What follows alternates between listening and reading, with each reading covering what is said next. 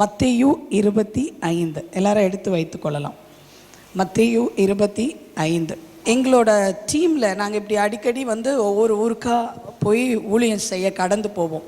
அப்போ நாங்கள் வந்து இந்த ட்ரெயின் பிடிக்கிறது வந்து ஒரு பெரிய விஷயம். எல்லாரும் வேலை பார்ப்பாங்க, அந்த ஒர்க் முடிச்சுட்டு ஓடி வந்து ட்ரெயின் பிடிப்பாங்க. ஏன்னா எல்லாம் இப்போ நீங்கள் பார்த்தீங்க, கேலப் அண்ணன், உங்கள் கூட இருக்கிற ஜோ அண்ணன் எல்லாம் சும்மா இல்லை, அவங்களாம் படிக்கிறாங்க, வேலை பார்க்குறாங்க, அவங்க கிளம்புற வரைக்கும் ஆஃபீஸில் தான் இருப்பாங்க. அப்போ நாங்கள் என்ன பண்ணுவோம், இந்த ட்ரெயின் டைமை போட்டுகிட்டே இருப்போம், எஸ்எம்எஸ் போட்டுகிட்டே இருப்போம். நாங்கள் என்ன பண்ணுவோம், இங்கே சரியாக பிடிக்கணுன்றதுக்காக ஒரு 1/2 hour முன்னாலேயே போடுவோம். அப்படி போட்டும்போது ஒரு சகோதரர் வந்து எனக்கு ஃபோன் பண்ணார். நான் அப்படி நான் எஸ்எம்எஸ் அனுப்பினோன்னே ஃபோன் பண்ணி சொன்னார், சிஸ்டர், நான் ஒரு நாள் கூட ட்ரெயினை மிஸ் பண்ணதில்லை, என் லைஃப்பில் ஒரு நாள் கூட நான் மிஸ் பண்ணதில்லை. நீங்கள் எனக்கு இப்படிப்பட்ட ரிமைண்டர் அனுப்ப வேண்டிய அவசியம் இல்லை. இப்படியே சொன்னார் அவர். எனக்கு ட்ரெயின் டைமை மட்டும் சொன்னீங்கன்னா நான் கரெக்டாக வந்து நிற்பேன் அப்படின்னு சொன்னார். சரி பிரதர், நாங்கள் எல்லாருக்கும் அனுப்புறது உங்களுக்கும் அனுப்பியிருக்கோம், நீங்கள் வந்துடுங்க அப்படின்னு சொல்லியாச்சு. சரியா? அப்போது அன்றைக்கி ட்ரெயின் பிடிக்கிற நாள் வந்துச்சு. நாங்கள் ரிமைண்டர் அனுப்பிகிட்டே தான் இருப்போம். எல்லோரும் வந்தாங்க. அன்றைக்கி பயங்கரமான மழை. சென்னையில் மழை அப்படின்னா அது ஒரு பெரிய விஷயம். ஏன்னா டிராஃபிக் பயங்கரமாயிரும், எல்லா வாகனங்களும் இதுவாயிரும். அப்போ நான் திருப்பியும் எல்லாருக்கும் எஸ்எம்எஸ் அனுப்புகிறேன். ஏன்னா மழையாக இருக்கனால கொஞ்சம் சீக்கிரமாக ஸ்டார்ட் பண்ணுங்கள், ட்ரெயினை மிஸ் பண்ணிடக்கூடாது அப்படின்னு சொல்லிட்டு. ஆனால் எந்த சகோதரர் வந்து என்கிட்ட வந்து சவால் விட்டாரோ, நான் ஒரு வாட்டி கூட ட்ரெயினை மிஸ் பண்ணதில்லைன்ற அந்த சவால் விட்டாரோ, நான் முந்தின நாள் மீட்டிங்க்கு வந்துட்டேன். எனக்கு எஸ்எம்எஸ் வருது, இந்த குறிப்பிட்ட சகோதரர் ட்ரெயினை தவற விட்டுட்டார் அப்படின்னு சொல்லிட்டு. இல்லை, இந்த குறிப்பிட்ட சகோதரர் வந்து தவற விட்டுட்டார். அப்போ எனக்கு திருப்பி அவர்கிட்ட இருந்து ஒரு எஸ்எம்எஸ் வருது. அவருக்கு என்கிட்ட பேச கொஞ்சம் கஷ்டமாக இருந்திருக்கும்னு நினைக்கிறேன். அவர் எனக்கு ஒரு பெரிய எஸ்எம்எஸ் அனுப்பினார். அக்கா, நான் கவனக்குறைவாக இருந்துட்டேன். இல்லை, நான் நினச்சேன் நான் எப்படியும் பிடிச்சிருவேன். ஏன்னா இது வரைக்கும் நான் வந்து விட்டதே கிடையாது ட்ரெயினை. நான் எப்படியும் பிடிச்சிருவேன்னு நினச்சேன். நீங்கள் அனுப்பின எஸ்எம்எஸ்ஸை கூட நான் ஏளனமாக நினச்சேன். ஆனால் இன்றைக்கு நான் ட்ரெயினை விட்டு ரொம்ப மன சோகத்தோட வீட்டுக்கு நான் திரும்பிகிட்ருக்கேன்.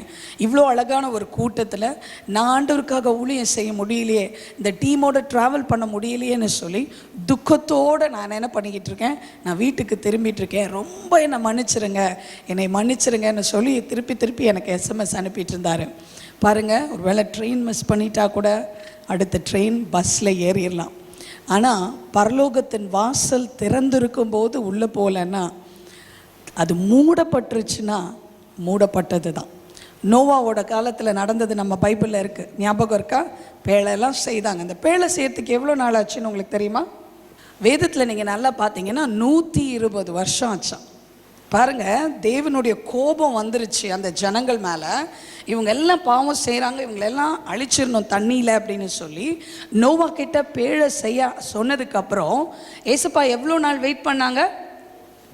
120 வருஷம். எவ்வளோ அன்பு இல்லை ஏசப்பாக்கு, இல்லை? அழிக்கணும்னு யோசிச்சுட்டாரு, ஆனால் அந்த 120 வருஷம் டைம் கொடுத்தார். ஆனால் நோவாவோட குடும்பத்தை தவிர வேற ஒருத்தருமே இந்த பேழைக்குள்ளே ஏறலைன்றது எவ்வளோ பரிதாபமான விஷயம். நீங்கள் பார்த்தீங்கன்னு சொன்னால் நோவாவோட பேழையை ஒரு வாரத்துக்கு முன்னால், மழை பெய்யறதுக்கு ஒரு வாரத்துக்கு முன்னால், 7 நாட்களுக்கு முன்னால் நோவா கதவடைக்கலை. யார் வந்து கதவடைச்சது? பேழையோட கதவை யார் அடைச்சா? கர்த்தரே வந்து அடிச்சிட்டார், தேவன் வந்து அடைச்சிட்டார். அதுக்கப்புறம் எல்லாரும் பேக்கெல்லாம் தூக்கிட்டு ஓடி வந்திருப்பாங்க. நோவா கொஞ்சம் இறக்கம் காட்டுங்க. நோவா கூட யோசித்தார், ஐயோ திறந்து விட்டுடலாம், ஆனால் திறக்க முடியாது, ஏன்னா கர்த்தர் அடைச்சிட்டார். இல்லை, அந்த அழிவு திருப்பி நடக்குமா நம்ம வாழ்க்கையில்? அப்படி பைபிளில் போட்டிருக்கா? நிச்சயமாக நடக்கும். நம்ம தேவன் ரொம்ப அன்புள்ள தேவன், நம்ம தேவன் ரொம்ப தயவுள்ள தேவன், இரக்கமுள்ள தேவன், மன்னிக்கிற தேவன். ஆனால் எல்லாம் ஒரு காலகட்டம் வரைக்கும் தான். அவருடைய பொறுமை நீடிய பொறுமை தான். ஆனால் அந்த பொறுமை ஒரு முடிவுக்கு வந்தவர் நியாயாதிபதியாக வந்துட்டார்னா, அவர் நியாயாதிபதியாக அவருடைய சிங்காசனத்தில் அமரும்போது அவர் நியாயாதிபதியாக தான் இருப்பார். கோர்ட்டில் போய் ஐயான்னு கெஞ்ச முடியாது. நீங்கள் தப்பு பண்ணியிருந்தீங்கன்னா என்ன தான் கிடைக்கும்? தண்டனை தான் கிடைக்கும். அப்போ நீதிபதியா நியாயாதிபதியா அவர் திரும்பி வரும்போது அங்கே போய் மன்னிப்பு கேட்டு பாவ அறிக்கையெல்லாம் அந்த இடத்துல செய்து கொண்டு இருக்க முடியாது. அப்போ அந்த நாள் வருகிறதற்கு முன்னால கடைசி நாட்களில் நம்ம இருக்கிறோம். இந்த மத்தேயு 25வது அதிகாரம் வசனங்கள் 1-13 வரைக்கும் ஒரு சின்ன குறிப்பை ஆண்டவர் சொல்லியிருக்கிறார். வேதத்தில் இருக்கிற எல்லா பகுதிகளும் ரொம்ப முக்கியம். அதில் இயேசு சொல்லியிருந்தார்னா வெரி வெரி இம்பார்ட்டன்ட் இல்லை? இயேசு ஒரு காரியத்தை சொல்லியிருந்தார்னா அதுலேயும் இயேசு சொல்லும்போது கவனமாக இருங்க, எச்சரிக்கையாக இருங்க அப்படின்னு சொன்னார்னா ரொம்ப ரொம்ப முக்கியம். பாருங்க, 13வது வசனத்தோட கடைசி வார்த்தை என்னன்னு சொல்லி போட்டிருக்கு. என்ன போட்டிருக்கு? நல்ல சத்தமாக சொல்லுங்க. விழித்திருங்கள். அப்போ முக்கியம் இல்லையா? ஜாக்கிரதையாக பார்த்துட்டே இருங்க. டைம் வரும், நிறைய காரியம் நடக்கும் அப்படின்னு ரொம்ப அழகாக சொல்லியிருக்காரு. இப்போ நம்ம பார்த்த சோலார் சுனாமிலாம் கட்டுக்கதை இல்லை. நீங்கள் மத்தேயு 24, 23, 24, 25 அதிகாரம் படிச்சிங்கன்னா அதில் இருக்க எல்லா காரியமும் மிக துல்லியமாக நடைபெற்று வந்து கொண்டு இருக்கிறது. அப்போ இதெல்லாம் நடைபெறும். எப்படி இந்த அழிவிலிருந்து நீங்கள் பாதுகாத்து கொள்ளலாம் அப்படின்னு சொல்லி தான் ஆண்டவர் ஒரு கதை சொல்லுகிறார் நமக்கு. ஆண்டவர் நம்மளுக்கு புரியாது அப்படின்றனால சிம்பிளாக ஒரு ஸ்டோரி, ஒரு கதை சொல்கிறார். என்ன கதை சொல்கிறார்? 10 கன்னிகைகள் இருந்தாங்க. ஒரு கல்யாண வீடு, ஒரு திருமண வீடு. திருமண வீடுன்னா எப்படி இருக்கும்? நல்ல கலகலன்னு இருக்கும் இல்லையா? இப்போ யூதருடைய திருமண காரியங்கள் நம்ம பார்த்தோம் அப்படின்னு சொன்னால் ரொம்ப முக்கியமான ஒரு காரியங்கள், சரியா? அதில் திருமண வைபவத்தில் ஒரு முக்கியமான வைபவம் என்னென்னா, நம்மளுக்கும் நிறைய முறைகள் இருக்குது இல்லையா? குறிப்பாக ஒவ்வொரு ஜாதிகளுக்குள்ள வித்தியாசமான கலாச்சாரங்கள் இருக்குது. யூதர்கள் கலாச்சாரத்தில் எப்படி அப்படின்னு சொன்னால், பெண்ணோட தோழிகள் அவங்க எப்படின்னா கன்னி பெண்களாக இருக்க வேண்டும், சரியா? பெண்ணோட தோழிகள், திருமணமாகாத கன்னி பெண்கள் என்ன பண்ணுவாங்க? மாப்பிள்ளையை வரவேற்கிறதுக்காக ரெடியாக இருக்கணும். எங்கே இருப்பாங்க? பெண்ணோட வீட்டில் இருப்பாங்க. பெண் நல்லா அலங்கரிக்கப்பட்டு பெண்ணும் பெண்ணோட தோழிகளும் ரெடியாக இருப்பாங்க. ஆனால் இதில் ஒரு இன்ட்ரெஸ்டிங் பாயிண்ட் என்னன்னா, எப்போ மாப்பிள்ளை வரார் நமக்கெல்லாம் இப்போ ஃபோன் பண்ணி சொல்லிடுறாங்க, அப்படி தானே? மாப்பிள்ளை கிளம்பிட்டாருப்பா, காரில் ஏறிட்டாரு, தோ பக்கத்தில் தெருவில் வந்துட்டாரு. ஆனால் யூத கலாச்சாரத்தில் சொல்ல மாட்டாங்க, சரியா? மாப்பிள்ளை எப்போ வந்தாலும் பொண்ணு ரெடியாக இருக்கணும், சரியா? அதுதான் அவங்களோட ஐடியா. ஓகே, இது யூத கலாச்சாரத்தில் மாப்பிள்ளை எப்போ நினச்சாலும் கிளம்புவார் வீட்டில் இருந்து, சரியா? நம்மளிருந்தால் எப்படி இருக்கும்? மேக்கப் எல்லாம் கலைஞ்சி போயிடும். எவ்வளோ நேரம் தான் இப்படியே இருக்கிறது பொண்ணை வச்சுக்கிட்டு? அப்புறம் சொந்தக்காரங்கெல்லாம் சொல்லுவாங்க, எவ்வளோ நேரம் தான் வீட்டில் கலந்துட்டு இருக்குது. அப்போல்லாம் வேலை வெட்டிலாம் ரொம்ப இல்லைல்ல. அப்போல்லாம் என்ன பண்ணுவாங்க? கல்யாண வீடுனா மொத்த சொந்தமும் 1 மாதம் 2 மாதம் டேரா போட்டுருவாங்கன்னு நினைக்கிறேன். எல்லாரும் வீட்டில் இருப்பாங்க. எப்போ மாப்பிள்ளை வரார் தெரியாது. அந்த தெரு முனையில் வரும்போது தான் அங்கே ஒருத்தரை வச்சிருப்பாங்க. மணவாளன் வராருன்னு சொல்லி கூப்பிடும்போது தான் என்ன பண்ணுவாங்க? முதலாவது இந்த கன்னிகைகள் தங்க கையில் இருக்க அழகான அந்த அகல் விளக்குகளை பொருத்தி கொண்டு அவங்க என்ன பண்ணுவாங்க? எதிர்கொண்டு போய் மணவாட்டி வீட்டுக்கு கூட்டிட்டு வருவாங்க. அதுக்கப்புறம் மணவாளனும் மணவாட்டியும் சேர்ந்து 2 பேருமா அந்த தெரு வழியாக நடந்து ஒரு பெரிய ஊர்வலமாய் அவர்களோட உறவினர்கள் எல்லாம் போய் அந்த பெண்ணை கொண்டு மணவாளனோட வீட்டில் விடுவாங்க. இப்போ மாதிரி சர்ச் எல்லாம் கிடையாது அப்போ. அதனால் மணவாளன் வீட்டில் கொண்டு போய் விடுவாங்க. வீட்டில் கொண்டு போய் விடும்போது மணவாளன் வீட்டில் பெரிய விருந்து. நம்ம ஊர் சைட்லலாம் பொண்ணு வீட்டில் தான் நிறைய விருந்து போடுவாங்கல்ல. பாருங்கள், பைபிள் பிரகாரம் கல்யாணம் பண்ணோன்னா பொண்ணு வீட்டுக்கு ரொம்ப செலவு கம்மிங்க, நல்லா பார்த்துக்கோங்க. மாப்பிள்ளை வீட்டில் தான் விருந்து சாப்பாடு, சரியா? 1 நாள் இல்லை, 7 நாள் விருந்தான். எத்தனை நாள் விருந்து? நம்ம ஊரில் இந்த மாதிரி இருந்தால் எவ்வளோ நல்லாயிருக்கும். 1 வாரம் சமைக்கவே தேவையில்லை, போய் சாப்பிட்டுட்டே இருக்கலாம் மாப்பிள்ளை வீட்டில் போய். ஸோ மாப்பிள்ளை வீட்டில் என்ன பண்ணுவோம்? பெரிய ஒரு விருந்து இல்லையா? அவங்க போய் அங்கே என்ன பண்ணியிருக்கலாம்? போயிடுவாங்க. ஆனால் ஒன்று, இந்த மாப்பிள்ளை வரும்போது அவரை எதிர்கொண்டு இருக்கிற கன்னி பெண்களும் உறவினர்களும் அந்த ப்ரொசஷன், அந்த ஊர்வலத்தில் பங்கு பெற்றவர்களும் அந்த கடைசி நேரத்தில் கூட சேர்ந்துக்கலாம் அந்த ஊர்வலத்தில். ஆனால் ஒன்ஸ் அந்த மாப்பிள்ளையோடு போய் வீட்டுக்கு போனதுக்கப்புறம் அந்த கதவு மூடப்பட்டு விடும். அந்த கதவு மூடப்பட்டுருச்சுன்னா திரும்பி திறக்க மாட்டாங்க. அதாவது எங்களை நீங்கள் ரொம்ப நேசிக்கிறீங்கன்னு சொன்னால், எங்கள் மேலே மதிப்பு மரியாதை வச்சுருந்தீங்கன்னா எங்களுக்காக நீங்கள் முன்னாலே வரணும், எங்களுடைய சந்தோஷத்தில் நீ பங்கெடுக்கணும். அப்படி இல்லைன்னு சொன்னால் நான் உன்னை அறியேன்னு சொல்லிடுவாங்க. இது அங்கே இருந்த கலாச்சாரம். ஏசப்பா இதே கதையை தான் எடுத்து இதே போல தான் நானும் வருவேன், நீங்கள் எப்படி இருக்க போகிறீங்கன்னு சொல்லி இந்த கதையை ஆரம்பிக்கிறார். அப்போ கதையை ஆரம்பிக்கும் போது ஒரு 10 கன்னிகைகளை பற்றி சொல்லுகிறார். இல்லை 10 கன்னிகைகள் இருந்தாங்க அப்படின்னு சொல்லி போட்டிருக்கு. இந்த கன்னிகைகள் பற்றி சொல்லும்போது 5 பேர் எப்படிப்பட்டவங்களா? ஆமாம், நல்லா தெரிஞ்சு வச்சுக்கோல. 2வது வசனத்தை பாருங்கள். அவர்களில் 5 பேர் புத்தி உள்ளவர்களும். உங்கள் பைபிளில் போட்டிருக்கா? என் பைபிளில் போட்டிருக்குது, உங்கள் பைபிள்லையும் போட்டிருக்கான்னு பாருங்கள். தம்பிமார் பைபிளெல்லாம் கொஞ்சம் திறந்தால் நல்லாயிருக்கும், சரியா? நம்ம எல்லாம் புதுசாக வச்சுருக்கோம் சில பைபிள்லாம், அதாவது கொஞ்சம் கூட அது வந்து ஆமாம் நம்ம ஒரு வருஷம் முடித்த சப்ஜெக்ட் புக்கு எப்படி இருக்குது? பழசா. ஆனால் பைபிள் மட்டும் பல வருஷம் ஆனாலும் புதுசாக வச்சுருக்கோம். எவ்வளோ அழகாக வச்சுருக்கோம் தெரியுமா? ஏசப்பா வந்து பழைய பைபிள் வச்சுருக்கிறவங்களுக்கு தான் முதல் இடம் கொடுப்பார் பரலோகத்தில். படிக்காமல் அலமாரியில் அழகாக வச்சுருக்கிற பைபிள்னா என்ன சொல்லிடுவார் உங்களை பார்த்து? பின்னால் சொல்கிறேன், சரியா? உங்களை பார்த்து என்ன சொல்லுவார்? ஓகே, 2வது வசனம் என்ன போட்டிருக்கு? யாராவது ஒருத்தர் வாசிங்க. அவர்களில் 5 பேர் புத்தி உள்ளவர்களும் 5 பேர் புத்தி இல்லாதவர்களுமாய் இருந்தார்கள்.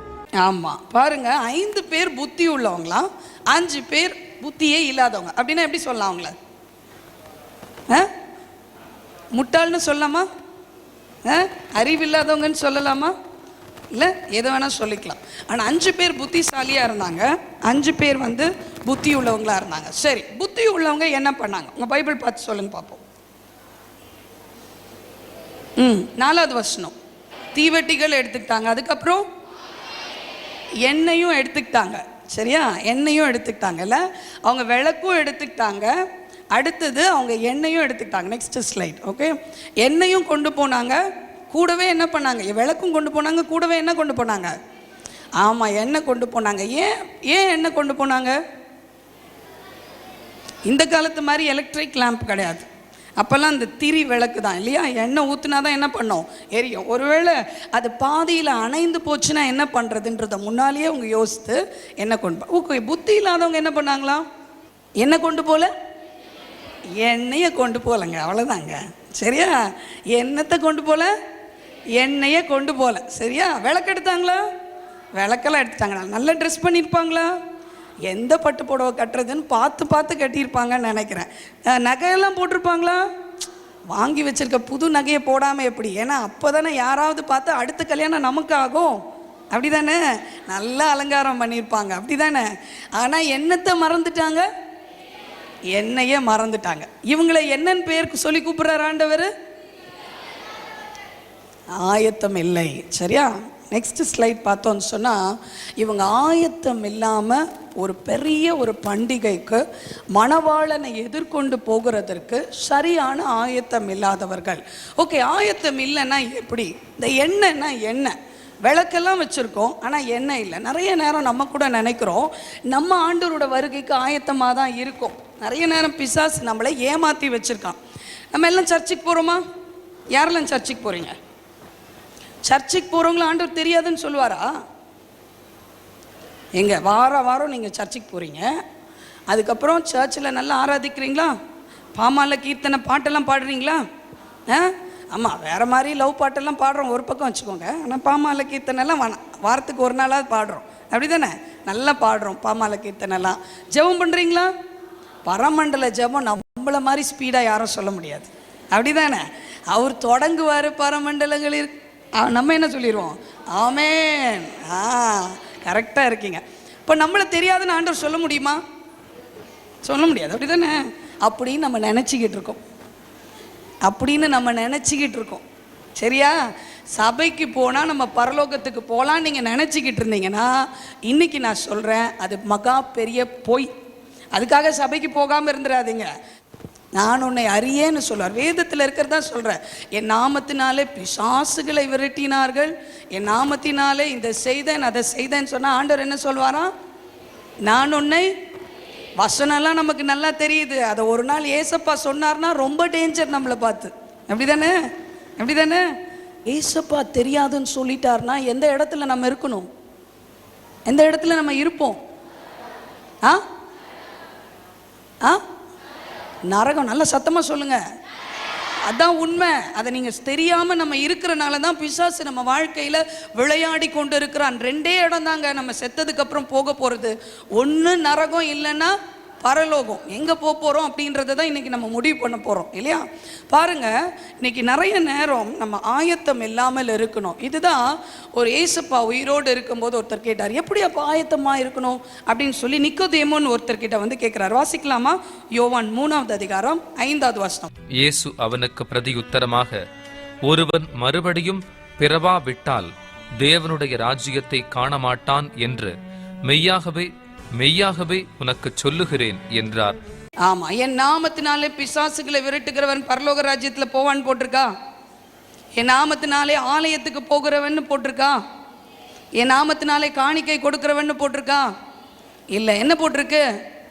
மறுபடியும் பிறக்கணும். இயேசு சுவாமியை பற்றி நீங்கள் நிறைய தெரிஞ்சிருக்கலாம், சரியா? இயேசு சுவாமியை பற்றி நிறைய தெரிஞ்சிருக்கலாம். டெண்டுல்கர் பற்றி யாருக்கெல்லாம் தெரியும்? எல்லாருக்கும் தெரியும், அப்படிதான். நான் தம்பிமாருக்கு சூப்பராக தெரியும். எத்தனை மேட்ச் விளையாடிருக்காரு, எத்தனை 6 அப்படின்னு கேட்டால் அப்படி மனப்பாடமாக சொல்லுவோம். ஆனால் டெண்டுல்கருக்கு உங்களை தெரியுமா? அதுதான் மேட்டர். இயேசு சுவாமியை பற்றி நம்ம நிறைய படித்து வச்சுருக்கலாம், மனப்பாடம் கூட பண்ணி வச்சுருக்கலாம். டெண்டுல்கரோட மேட்சஸ், அவனோட 6 எல்லாம் மனப்பாடம் பண்ணி வச்சுருக்க மாதிரி தான் இன்றைக்கி வேதத்தை பக்கம் பக்கமாக நம்ம மனப்பாடம் பண்ணி வச்சுருக்கோம். அப்படின்னா கடன்னு வசனம் சொல்லுவோம். ஆனால் அது பிரயோஜனம் இல்லை, பரலோக ராஜ்யத்துக்கு போக முடியாது இல்லை. மறுபடியும் பிறக்கணும் அப்படின்னா இயேசு சுவாமிக்குள்ளே நம்ம பிறக்கணும் திருப்பி. அப்படின்னா என்னது? அதை தான் நம்ம பார்க்க போகிறோம், சரியா? மறுபடியும் பிறக்கணும் அப்படின்னு சொல்கிறார். மறுபடியும் பிறக்கணும் அப்படின்னு சொன்னால் முதலாவது பார்த்தோன்னு சொன்னால் இயேசு சுவாமிக்கு நம்மளை ரொம்ப நல்லா பிடிக்கும். இயேசு சுவாமி நம்ம ரொம்ப நேசிக்கிறார். அவர் தான் நம்மளை என்ன பண்ணியிருக்கார்? சிருஷ்டித்திருக்கிறார், சரியா? தாயின் கருவில் உங்கள் அம்மாவோட வயிற்றில் தானே நீங்கள் இருக்கீங்க. ஆனால் உங்கள் அம்மாவே உன்னைய பார்க்கறதுக்கு முன்னால் முழுசாக உன் எலும்புகள் உருவேற்படும் நாள் முதற்கொண்டு உன்னை நான் அறிந்திருக்கிறேன்னு ஆண்டவர் சொல்கிறார். ஆண்டவருக்கு உனக்கு என்னைக்கு கண்ணு உண்டாச்சுன்னு அவரோட ரெக்கார்டில் இருக்குது, உனக்கு தெரியாது. ஏசு பாட்டை கேட்டுப்பார், சொல்லுவார். என்னைக்கு எலும்பு உருவாச்சு அவரோட ரெக்கார்டில் இருக்குது. நீ அவ்வளோ பிரியமானவள், நீ அவ்வளோ பிரியமானவன். ஏசப்பாக்கு உன்னைனா ரொம்ப பிடிக்கும், பார்த்து உன்னை சிருஷ்டித்தார். ஆனால் தாவீது ரொம்ப அழகாக சொல்லுகிறார், என் தாய் என்னை பாவத்தில் கர்ப்பம் தரித்தாள். எப்படி என்ன பண்ணாலாம்? அப்போ நம்ம பிறக்கும் போதே என்ன இருக்குது? பாவம் இருக்கா? சரி, நம்மளுக்கு யார் பொய் சொல்கிறதுக்கு அப்படியே 1st standard 2nd standard 3rd ஸ்டாண்டர்டில் சொல்லி கொடுத்தது? கிளாஸ் எடுத்தாங்களா? ஸ்பெஷல் கிளாஸ் எதுவும் போனீங்களா? ஆனால் என்னமா போய் சொல்கிறோம், எவ்வளோ அழகாக சொல்கிறோம், எவ்வளோ நேக்காக சொல்கிறோம். எங்கள் அப்பா ஏமாந்துட்டார்டா, சூப்பராக ஏமாற்றிட்டேன்டா. என்ன சந்தோஷம் இல்லை? எங்கள் அப்பா ஒரு போலீஸ் ஆஃபீஸர். எங்கள் அப்பாவை நான் ஏமாற்றிட்டேன்னா எனக்கு அவ்வளோ சந்தோஷம். க்ளீனாக பிளான் பண்ணி நாங்கள் 3 பேரும் ஒரு பெரிய ரிகர்சல்லாம் வச்சு எங்கள் வீட்டில் எங்கள் அப்பா கிட்ட போய் சொல்லிட்டேன்னா எனக்கு பயங்கர சந்தோஷம். ஆனால் நிறைய நேரம் நான் தான் ஏமாந்துட்டுருக்கேன்னு எனக்கே தெரியல. நம்மளும் அப்படி தான் இல்லை? பாருங்கள், இந்த பாவம் நம்மளுக்குள்ள நம்ம பிறக்கும் போதே பாவத்தில் பிறந்திருக்கோமா? ரோமர் 3:23 சொல்லுது. உங்கள் பைபிளில் எடுத்து பாருங்கள். நம்ம எல்லாரும் பாவம் செய்து தேவ மகிமையற்றவர்களாக இருக்கிறோமா இல்லை? எல்லாருமே பாவம் செய்து போட்டிருக்கா, உங்கள் பைபிளில் போட்டிருக்கா. அக்கா சொன்னாலும், அண்ணன் சொன்னாலும், பாஸ்டர் சொன்னாலும் பைபிளில் வசனம் இருக்கான்னு போய் பார்க்கணும், சரியா? எல்லாரும் பாவம் செய்து தேவ மகிமையற்றவர்களாக மாறிட்டோமா. இந்த ஸ்லைடில் நீங்கள் பார்த்தீங்கன்னா நான் ஒரு படம் போட்டிருக்கேன். நம்மளையும் தேவனையும் பாவம் பிரித்து விட்டது. ஒரு பெரிய குழி தெரியுதா? அந்த பக்கம் ஆண்டவர் நிற்கிறாரு, இந்த பக்கம் நம்ம நிற்கிறோம். நமக்கு நடுவில் என்ன வந்துருச்சு? பாவம் வந்துருச்சு, சரியா? பாவம்னா என்ன நமக்கு தெரியுமா? பாவம்னா என்ன நமக்கு தெரியுமா? பாவம்னா என்ன சொல்லுங்க பார்ப்போம், சொல்லுங்களேன். பொய் பேசுறது, அப்புறம் பொறாமைப்படுறது, இதெல்லாம் பொண்ணுங்க பண்ணுறது. தம்பிமார் சொல்லுங்க, பாவம்லாம் என்னது? என்னது சொல்லுங்களேன். எல்லாமே பரிசுத்தவான்கள், மிஸ்டர் பரிசுத்தவான்களாக இருக்காங்களே. அப்படி பார்க்கறது, அப்படி ஓரக்கண்ணில் கலராக பார்க்கறது, எல்லாம் நிறைய இருக்குல்ல. தண்ணி அடிக்கிறது, தம் அடிக்கிறது. ஓகே, எல்லாத்தையும் போட்டு ஒரு நட்ஷல்ல சொல்லணும்னு சொன்னால், தேவன் இந்த வேதத்தில் எழுதி வைத்திருக்கிற காரியங்களுக்கு விரோதமாக, அதற்கு எதிரடையாக செய்கிற எல்லாமே பாவம் தான். ஒரு காரியத்தை செய்யும்போது தேவன் துக்கப்படுகிறார்னா, தேவன் ஒரே ஒரு விஷயத்துக்கு தான் உன்னை குறித்து துக்கப்படுகிறார்.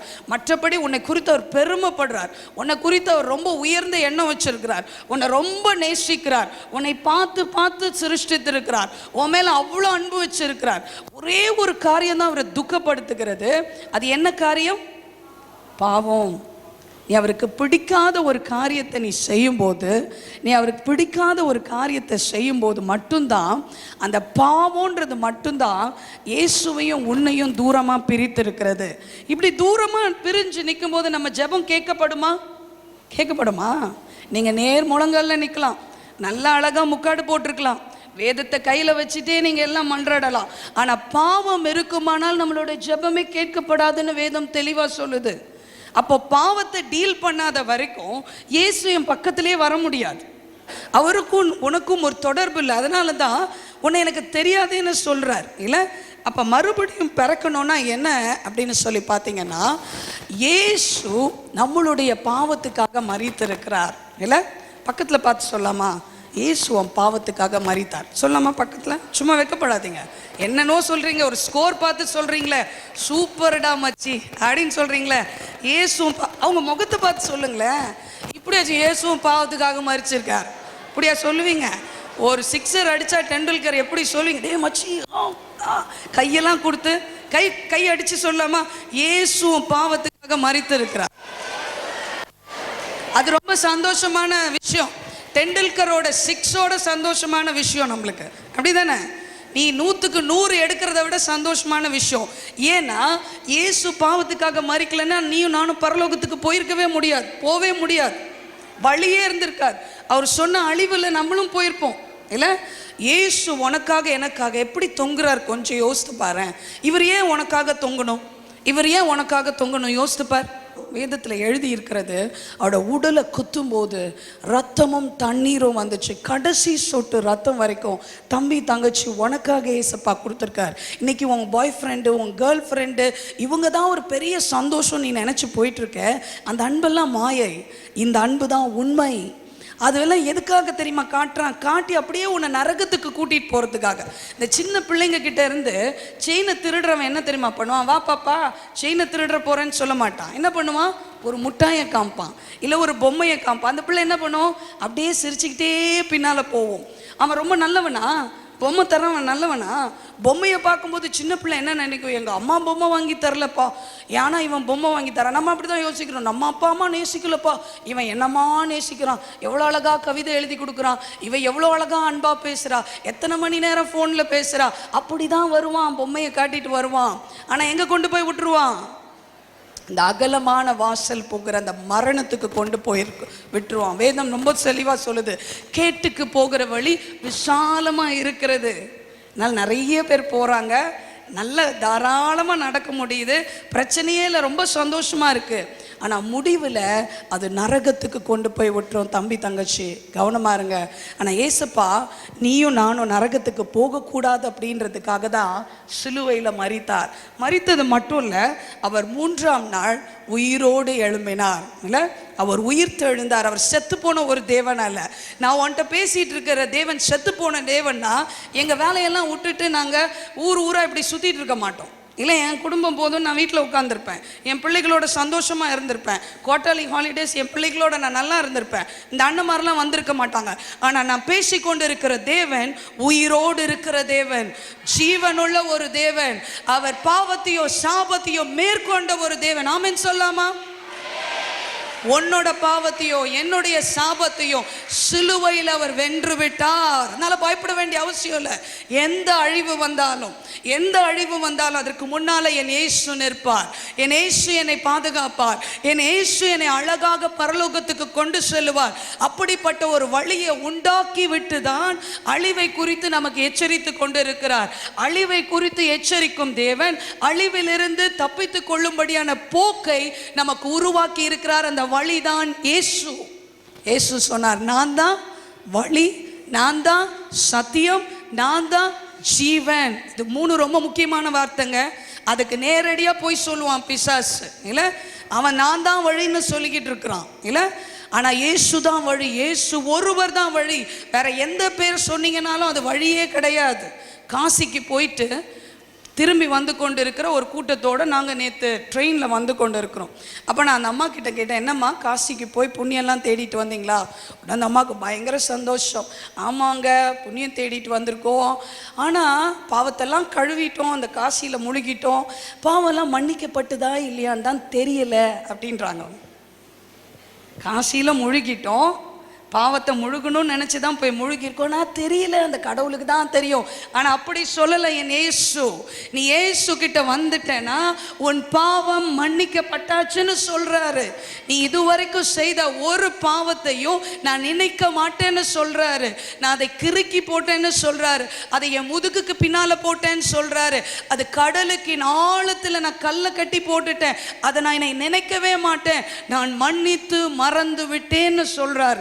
எனக்கு ஒரு புதிய ஆரம்பத்தையும் புதிய முகவரியும் புதிய ஆரம்பத்தையும் இயேசு கொடுக்க முடியும். ஏனென்றால் அவர் உயிரோடு இருக்கிற தேவன். ராபர்ட்னு ஒரு தம்பி, ஒரு 12 வயது தம்பி யூஎஸ்ல இருக்காங்க. இப்போ அவர் போதகராக இருக்கிறார். அவர் திடீரென்று ஒரு நாள் அப்படியே வந்து அவர் தூங்கிட்டு இருந்தார். ஸ்கூலுக்கு போயிட்டு வந்து தூங்கிட்டு இருக்கும்போது அப்படியே ஆண்டவர் அவரை பரலோகத்துக்கு கொண்டு போனார். அது உண்மையாக நடந்த சம்பவம். அந்த பாஸ்டர் எழுதின அந்த புத்தகத்தை நான் படித்தேன்.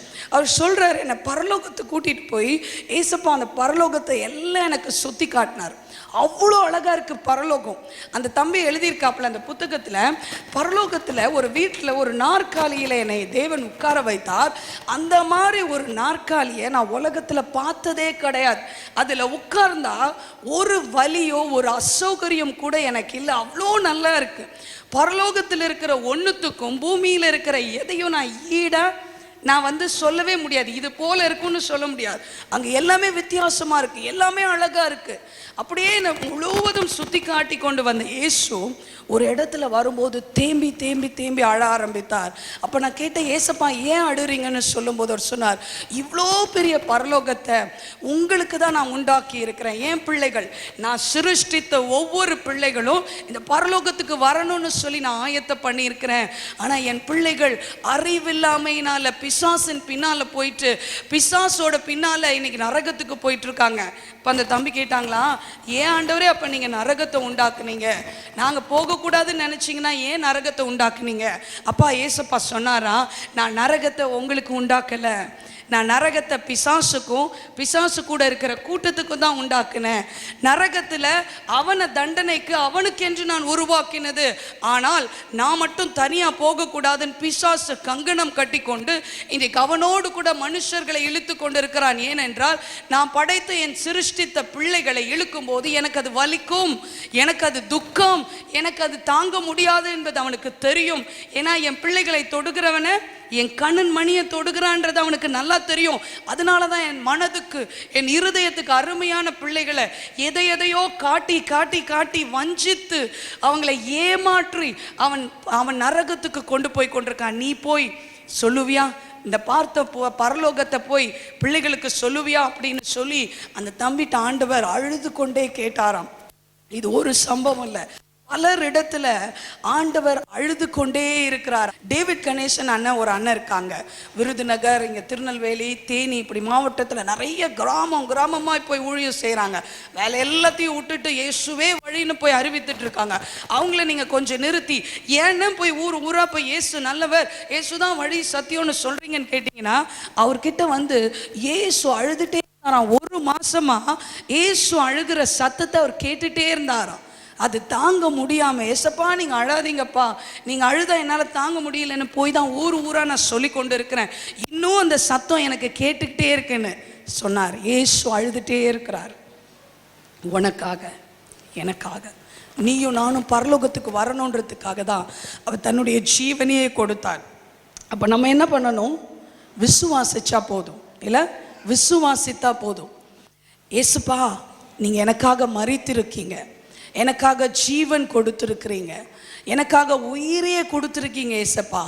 ஆண்டவரே, உம்முடைய மரணத்தினால என்னுடைய பாவம் எல்லாம் எடுக்கப்பட்டுருச்சு, உம்முடைய ரத்தம் சிந்தப்பட்டனால, அந்த பலி கொடுக்கப்பட்டனால என் பாவம் எல்லாம் மன்னிச்சிருச்சு. ஏசப்பா என் பாவத்தை மன்னிங்க, நீங்க தான் பாவத்தை மன்னிக்க முடியும் நம்பணும். அவ்வளோதான் நம்ம பண்ணுறது. வெரி ஃப்ரீ, வேற ஒன்றும் பண்ண வேண்டாம். நம்ம பண்ண வேண்டியதெல்லாம், நீயும் நானும் பண்ண வேண்டியதெல்லாம் என்ன தெரியுமா? ஏசப்பான்னு அவரோட சமூகத்தில் முழங்கால் படி போட்டு, அப்பா என்னை மன்னிங்க, உங்களோட ரத்தம் தான் என்னை மீட்டு எடுத்திருக்குன்னு நம்ம சொன்னால் போதும், இயேசு உன்னுடைய பாவத்தை உடனடியாக மன்னிச்சிருவார். அப்படி நீ மன்னிப்பை பெற்றுக்கொண்டா மட்டும்தான் பரலோக ராஜ்யத்துக்கு பிரவேசிக்க முடியும். அதுதான் நிக்கோதேமுக்கு சொல்றார், நீ ஜலத்தினாலும் நீ ஆவியினாலும் பிறவாவிட்டால் நீ தேவனுடைய ராஜ்யத்தை என்ன பண்ண முடியாது? பிரவேசிக்க முடியாது. ஓகே, நெக்ஸ்ட் ஸ்லைட் போகிறோம். ஏசப்பா அப்படி நீ ஒப்பு கொடுக்கும்போது, இன்றைக்கு ஒப்பு கொடுக்கும்போது ஆண்டவர் உன்னை தேவனுடைய ராஜ்யத்தில் கொண்டு போயிடுவார். அப்போ தெரியும். அப்போ ஏசப்பா நீ வரும்போது சொல்லுவார், ஏய் இவன் இந்த கூட்டத்துக்கு வந்திருக்கும் போது ஏசப்பா என் பாவத்தை மன்னிங்கன்னு சொல்லி என்னை கேட்டா, நான் போய் அவளோட பாவத்தை மன்னிச்சேன். எனக்கு தெரியும் இவளோட பேர் ஜீவ புஸ்தகத்தில் இருக்கு, இந்த தம்பியோட பேர் ஜீவ புஸ்தகத்தில் இருக்கு. ஏனென்றா ஏசப்பா என்னை மன்னிங்கன்னு சொல்லி என்கிட்ட வந்து கேட்டாங்க இந்த தம்பின்னு சொல்லி இயேசு உன்னை பெயர் சொல்லி அழைப்பார். இயேசு நீ வரும்போது பரலோகத்தில் அவரோட ஆசனத்திலிருந்து எழுந்து நின்று என் மகனே மகளே வான்னு சொல்லி உன்னை கூப்பிடுவார். தூதர்கள் உன்னை அப்படியே வந்து அழகாக தூக்கிட்டு போய் ஆண்டவருக்கு முன்பாக உன்னை வரவேற்று நிற்பார்கள். ஆனால் இந்த மாதிரி மறுபடியும் பிறக்கிற அனுபவம் இல்லாமல் வெறும் பைபிள் வாசிக்கிறது, ஏதோ கடமைக்கு ஜெபிக்கிறது, ஏதோ சபைக்கு போகிறது, மனப்பாடம் பண்ணி வச்சுக்கிறது, முக்காடு போட்டுக்கிறது, இதனால மிஷினரி ஊழியத்தை சப்போர்ட் பண்ணுறதுனால என்ன பண்ண முடியாது? பரலோகத்துக்கு போகவே முடியாது இல்லை? ஸோ அப்போ பாருங்க, பரலோகத்துக்கு போனது 5 கன்னிகைகள் பார்க்கும்போது நல்ல அந்த வசனம் பாருங்களேன், ரொம்ப ரொம்ப இன்ட்ரெஸ்டிங்காக இருக்கு. இவங்க பாருங்க, 5வது வசனம் வாசிங்க. மணவாளன் வர தாமதித்த போது, இவங்க கையில இருக்கிற எண்ணெய் எவ்வளோ மற்றவங்களை பார்த்துருப்பாங்களா இல்லையா? அந்த 5 புத்தியுள்ள கன்னிகைகள் இவங்களை பார்த்துருப்பாங்களா இல்லையா? பார்த்துருப்பாங்களா இல்லையா? பார்த்துருப்பாங்க இல்லையா? அப்ப நம்ம கையில என்ன குறையா இருக்குன்னு பார்த்துருப்பாங்கல்ல. பாருங்க, ஒன்று நடக்குது. மணவாளன் வர தாமதிக்கிறார். ரொம்ப முக்கியம். லேட்டாக எதிர்பார்க்குறாங்க, செக் பண்ணுறாங்க, எண்ணெய் இல்லை, அவங்களாம் எண்ணெய் வச்சுருக்காங்க.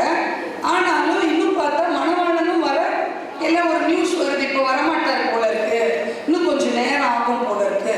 ஆனால் நீங்கள் நல்லா பார்த்தீங்கன்னா அப்போ கூட ஆயத்தமாகணுன்ற விருப்பமே இல்லாததுனால தான் அவங்கள புத்தி இல்லாத கன்னிகைகள்னு ஆண்டவர் சொல்லுகிறார். சில நேரம் எது உண்மைன்னு தெரியும், எது சத்தியம்னு தெரியும், நாளைக்கு பார்த்துக்கலாம், வயசான பிறகு பார்த்துக்கலாம். பொய் சொல்கிறான் பிசாசு என்ன தெரியுமா சொல்லுவான்? ஏசப்பாவை ஏற்றுக்கிட்டா ஐயோ நீ நல்லாவே வாழ முடியாது, சந்தோஷமாக வாழ முடியாது, நீ வந்து அப்படியே சோகமாயிடணும், எப்போ பார்த்தாலும் ஜெபிக்க சொல்லுவாங்க, எப்போ பார்த்தாலும் வேதம் வாசிக்க சொல்லுவாங்க, அது ரொம்ப போரு அப்படின்னு சொல்லுவான். அது உண்மை கிடையாது. நான் 17 வயசு இருக்கும்போது இயேசு கிறிஸ்துவை ஏற்றுக்கொண்டேன். என் வாழ்க்கையில் ஒரு நாள் கூட போர் இல்லைங்க, சந்தோஷமாக இருக்கும். நாங்கள் எல்லாம் டீம் சேர்ந்து அவ்வளோ என்ஜாய் பண்ணுவோம் இல்லை? கர்த்தருடைய பிள்ளைகளுக்குள்ள ஒரு கலங்கம் இல்லாத பரிசுத்தமான அன்பு பரிமாறப்படும் போது உலகம் தர முடியாத சந்தோஷம் நமக்கு கிடைக்கும்.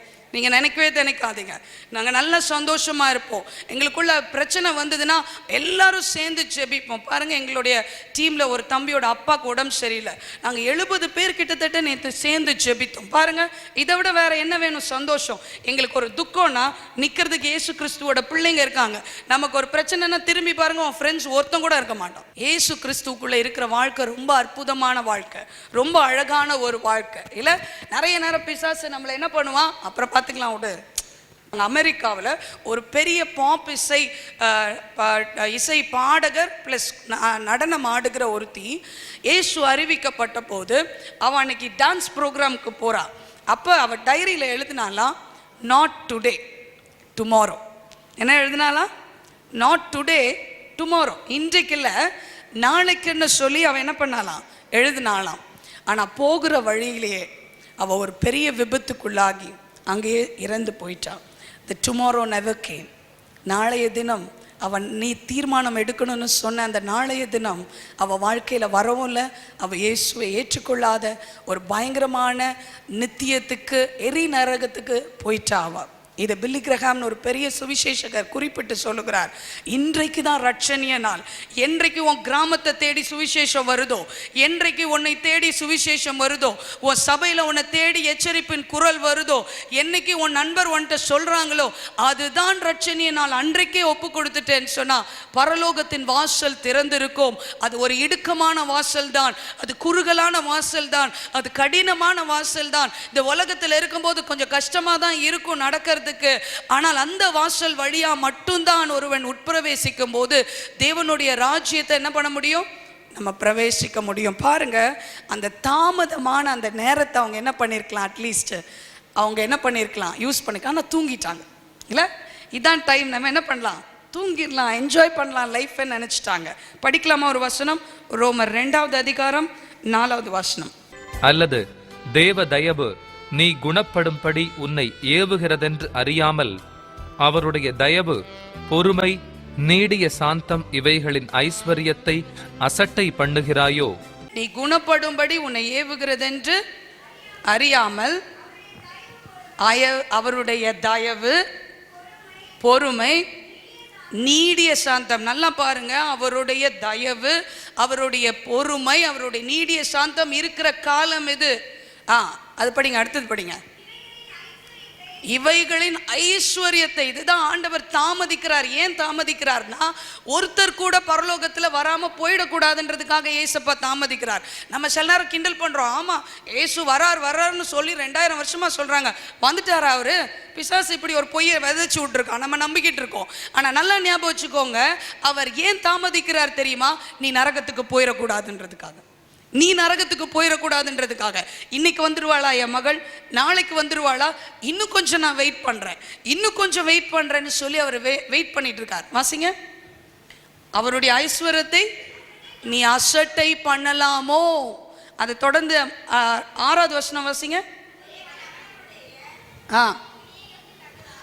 அவனுடைய கிரியைகளுக்கு தக்கதாக அவனுக்கு பலன் அளிப்பார். நிறைய பேர் என்ன, இன்னொரு பொய் சினிமா பிசாசு சொல்லியிருக்கான், அவன் சரியா, இவன் சரியா, ஏன் அந்த ஊழியக்காரர் சரியா, அந்த ஊழியக்காரர் அம்மா சரியா, அவங்கள பற்றி எல்லா டீட்டெயிலும் என்கிட்ட இருக்குதுங்க. ஆனால் இந்த வருஷம் அப்படி சொல்லலைங்க. உன்னுடைய ஒருவேளை உன்னுடைய போதகர் சரியில்லைன்னு நீ சொல்ல முடியாது, இல்லை ஊழியக்காரர்கள் சரியில்லைன்னு சொல்ல முடியாது, உன் அப்பா அம்மா சரியில்லைன்னு சொல்ல முடியாது. உன் கிரியைக்கு தக்கதான பலன், அப்படி தானே போட்டிருக்கு. யார் பின்னாலையும் ஒளிஞ்சிக்க முடியாது. நீனு அன்றைக்கு நீ நேருக்கு நேர் இயேசு கிறிஸ்துவை நியாயாதிபதியாக சந்திக்கும் போது உன்னை குறித்ததான புஸ்தகம் வரும். அதுல நீ செய்திருக்க எல்லாம் பதிவு செய்யப்படுகிறது. இது உண்மை, இது வேதம் சொல்லுகிறது, நான் சொல்லல, என்னோட கதை கிடையாது, என்னோட சீரியல் கிடையாது. இது இயேசு கிறிஸ்து சொல்லியிருக்கிறத உங்களுக்கு சொல்லுகிறேன். நீ ஒவ்வொரு நாளும் போய் கொண்டு இருக்கிற இடம், நீ பார்த்து கொண்டு இருக்கிற காரியம், செல்போன்ல நீ பார்த்து கொண்டு இருக்கிற காரியம், நீ மறைமுகமா செய்கிற காரியம், எழுதி கொண்டு இருக்கிற காரியம், ஃபார்வர்ட் பண்ற SMS எல்லாம் அந்த புஸ்தகத்தில் இருக்கும். அந்த புஸ்தகம் வரும், அது வரும்போது உன் கிரியைகளுக்கு தக்க பலன் ஆண்டவர் நியாயம் தீர்ப்பார். அப்போ போய் கெஞ்ச முடியாது. அப்போ போய் ஆண்டவரே நான் சொல்லுவார், நான் இப்போ நியாய தீர்ப்பில் இருக்கேன்ப்பா, நான் ஜட்ஜாக உட்காந்துருக்கேன், நான் கோர்ட் ரூமில் உட்காந்துட்டு இருக்கேன். இப்போ நான் உன் தகப்பன் கிடையாது, உன் மூத்த சகோதரன் கிடையாது, உன் நண்பன் கிடையாது. அந்த காலம் முடிந்து போயிடுச்சு. அந்த தயவு, அந்த நீடிய பொறுமை, அந்த ஐஸ்வர்யத்தின் நாட்கள் முடிஞ்சு போச்சு. பாருங்க, இவங்களை ஏன் புத்தி இல்லாத கன்னிகைகள் ஆண்டவர் சொல்லுகிறார் என்றால், அந்த மணவாளன் வருகிற அந்த தாமதமான நேரம் கூட ஐயோ இப்ப என்ன இல்லையே, ஓடி போய் வாங்கிட்டு வந்துடலாமா, பக்கத்து வீட்டில் வாங்கலாமா அப்படின்னு சொல்லித்தான் விளக்க கொளுத்தி ஆயத்தமா இல்லையே, அதற்கான முயற்சி கூட எடுக்கலையே, கையில பைபிளை பிரிண்ட் பண்ணி கொடுத்துருக்கேனே, அதை ஒரு நாள் கூட படிக்கிறதுக்கு முயற்சி எடுக்கலையே, பக்கத்திலே ஆலயம் இருக்கு, அதுக்கு போகிறதுக்கு எனக்கு கஷ்டமா இருக்கு, அப்பா அம்மா சொல்றதை கீழ்படிறதுக்கு எனக்கு கஷ்டமா இருக்கு, இயேசுன்னு கொஞ்சம் முழங்கால் படி போட்டு ஜெபம் பண்ண கஷ்டமா இருக்கே அப்படின்னா ஆண்டவர் சொல்வார், உன்னை பார்த்து புத்தி இல்லாத மனவாட்டின்னு சொல்றாரு. புத்தி இல்லாத மனவாட்டி. அந்த மாதிரி ஒரு நிலைமைக்கு நம்ம போயிடவே கூடாது. பாருங்க, திடீர்னு ஒரு சத்தம் கேட்குது. என்ன சத்தம் கேட்குது? 6வது வசனம் வாசிங்க. நடு ராத்திரியிலே இதோ மணவாளன் வருகிறார், அவருக்கு எதிர்கொண்டு போக புறப்படுங்கள் என்கிற சத்தம் உண்டாயிற்று. அப்பொழுது அந்த கன்னிகைகள் எல்லாரும் எழுந்திருந்து தங்கள் தீவெட்டிகளை ஆயத்தப்படுத்தினார்கள். புத்தியில்லாதவர்கள் புத்தியுள்ளவர்களை நோக்கி, உங்கள் எண்ணெயில் எங்களுக்கு கொஞ்சம் கொடுங்கள், எங்கள் தீவெட்டிகள் அணைந்து போகிறதே என்றார்கள். பாருங்க, இப்போதான் முழிச்சு பார்க்குறாங்க, எண்ணெய் இல்லை. விளக்கு இவ்வளோ நேரம் எரிஞ்சிட்டு இருந்தது, இப்போ அணையுது இல்லை. இப்போதான் எண்ணெய் இல்லைன்றதை பார்க்குறாங்க. போய் என்ன பண்ணுறாங்க, புத்தி இல்லாதவங்க கிட்ட போய் கெஞ்சுறாங்க, கொஞ்சம் உங்களோட எண்ணெயை கொடுங்களேன், கொஞ்சம் கொடுங்களேன். ஆனால் புத்தி உள்ளவர்கள் என்ன சொன்னாங்கன்னு பாருங்க. புத்தி உள்ளவங்க என்ன சொன்னாங்க? ஆ ஆ ம் ம் ம் ரொம்ப அழகான ஒரு பதில் சொன்னாங்க. நம்ம சில நேரம் சில பேர், நம்ம நண்பர்கள், நம்ம தோழிகள், நம்ம கூப்பிடுகிற ஒரு பாவத்துக்கு நம்ம நோ சொல்றது ரொம்ப புத்தி இல்லாத ஒரு காரியம்னு நினைக்கிறோம். ஆனால் இங்கே பாருங்க, புத்தி இல்லாதவங்க they said no. அப்படிதானே சொன்னாங்க, எங்களுக்கும் உங்களுக்கும் பத்தாம போயிடும், அதனால நீங்க போய் எண்ணெயை வேணா வாங்கிக்கோங்க, நாங்கள் கொடுக்க முடியாது. we are going to meet the bridegroom. நாங்க மணவாளனை எதிர்கொண்டு போய் கொண்டு இருக்கிறோம். எங்கள் எண்ணெய் எங்களுக்காக ஆயத்தமாய் வைத்திருக்கிறோம், அதை கொடுக்க முடியாது. இந்த பரிசுத்தத்தைக்கு நாங்க விலை கொடுக்க முடியாது. யோசேப்பு தான் சொன்னா, இத்தனை பெரிய பொல்லாப்பை என் தேவனுக்கு விரோதமாக நான் எப்படி செய்ய முடியும்? நீ கூப்பிடுற இடத்துக்குலாம் வர முடியாது, நீ இழுக்கிற இழுப்புக்கெல்லாம் வர முடியாதுன்னு சொல்றான் பாரு. அவன் தான் புத்தியுள்ளவன், அவன் தான் புத்தியுள்ள ஸ்திரீ. எல்லாத்துக்கும் இழுத்த இழுப்புக்கெல்லாம் போகிறோம் பாருங்க. ஐயோ என் ஃப்ரெண்டு என்ன நினச்சிப்பா, ஐயோ என் ஃப்ரெண்டு என்ன நினைப்பான், ஐயோ ஒரு பெக்கு தண்ணி குடிக்கலனா, ஒரு தம் அடிக்கலனா என் நண்பன் கூட போயிடுவானோ, பரவாயில்ல போட்டும். நண்பனோட நீ நரகத்துக்கு போகிறதுக்கு நண்பன் இல்லாமல் நரகத்துக்கு போயிடலாம், நீ பரலோகத்துக்கு போயிடலாம் இல்லை. யோசித்து பாரு, புத்தியுள்ள ஸ்திரீகள் they said no, we can't share.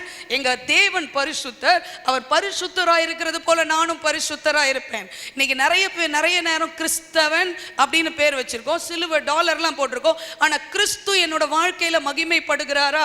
Okay, இயேசு கிறிஸ்துவை நீ ஏற்றுக்கொண்ட, ஆனால் இன்றைக்கு இயேசு உன்னில் மகிமைப்படுகிறாரா? இயேசு உன்னோட வாழ்க்கையில் தெரிகிறாரா? இன்றைக்கு உன்னோட வேத வாசிப்பு எப்படி இருக்கு? இன்றைக்கு ஜெபம் எப்படி இருக்கு? ஏதோ ஒரு கூட்டத்தில் என்னைக்கோ ஒரு நாள் நான் ரட்சிக்கப்பட்ட அந்த கதையை நீ வைத்து கொண்டு இருக்கிறாயா? அப்படின்னா உன் திரி இன்னும் கொஞ்ச நேரத்தில் மங்கி எரிந்து அது விழுந்து போகிறது. அது அந்த மங்கி எரிந்து கொண்டு இருக்கிறது, எண்ணெய் இல்லாம இருக்குது. அப்படின்னா நீயும் ஆயத்தம் இல்லைன்ற ஒரு லிஸ்ட்ல தான் இருக்கிற. இங்க பாவம் இந்த பக்கம் ஜெபிக்கிற, இந்த பக்கம் ஒருவேளை பாவம் செய்து கொண்டுக்கிற, ஆண்டவருக்கு விருப்பம் இல்லாத காரியம், இந்த பக்கம் உபவாச ஜெபத்துக்கொள்ள போகிற. நீ நினைக்கிற இந்த பக்கம் நான் போய்கிட்டே இருக்கிறனால இயேசு எப்படியாவது என்ன மன்னிச்சிருவார். நோ, ஆண்டவர் ஒன்று அறியேன்னு சொல்லிடுவார். ஏன்னா பாவத்தில் ஒரு கால், பரிசுத்தத்தில் ஒரு கால் வைக்க முடியாது. பாவத்தில் ஒரு கால் வச்சுட்டானாலே நீ பரிசுத்தத்தை இழந்து நிற்கிற. திரும்பி இயேசுவிடத்தில் வரணும். Very simple. நீ திரும்பி ஏசப்பா மன்னிங்கன்னு முதல் நாளில் எப்படி கேட்டியோ அப்படியே கேட்டு ஒப்புரவாகி திரும்பி வேதத்தை படித்து ஜெபிக்க ஆரம்பிச்சனா ஆண்டவர் உன்னை திருப்பி நிலைநிறுத்துவார். நீ நினைக்கிற உனக்குள்ள பிசாசு சொல்லி கொண்டிருக்கிற பொய் என்ன தெரியுமா? உன்னால் பரிசுத்தமாக வாழ முடியாது. ஒரு கிறிஸ்தவனால ஒரு நிமிர்ந்து நிற்கிற வாழ்க்கை வாழ முடியாது. அவன் எப்பவுமே விழுந்து தான் எழும்புவான். அப்படி கிடையாது. யோசேப்பு நின்னால, தானியேல் நின்னால, நிற்க மட்டுமா செய்தாங்க? ராஜ்யத்தையே கலக்குனாங்கல்ல. எஸ்தரால நிற்க முடிஞ்சுதா? நல்லா யோசித்து பாருங்க. பிசாசு பொய் சொல்லிக்கிட்டு இருக்கான் உன் காதில், உன் மைண்டுக்குள்ள பொய் சொல்லி கொண்டு இருக்கிறான். உன்னால நிற்க முடியாது, உன்னால அந்த பொண்ணை பார்க்காம இருக்க முடியாது, உன்னால அந்த குடி போதையை விட முடியாதுன்னு சொல்லி கொண்டே இருக்கிறான். அது பிசாசோட சத்தம். இன்றைக்கு நம்ம பார்த்தோம், அவ்வளோ ட்ரக் அடிக்டா இருந்தவர், அந்த போதைக்கு அடிமையா இருந்தவரை இயேசு தொட்டு சுகமாக்கி இன்னைக்கு முழு விடுதலை கொடுத்திருக்கிறார். அப்படியானால் உனக்கும் அதே விடுதலையை கொடுக்க முடியும். நீ விடுதலை உள்ளவனாய், மேற்கொள்ளுகிறவனாய், ஜெயம் எடுக்கிறவனாய் உன்னால வாழ முடியும்.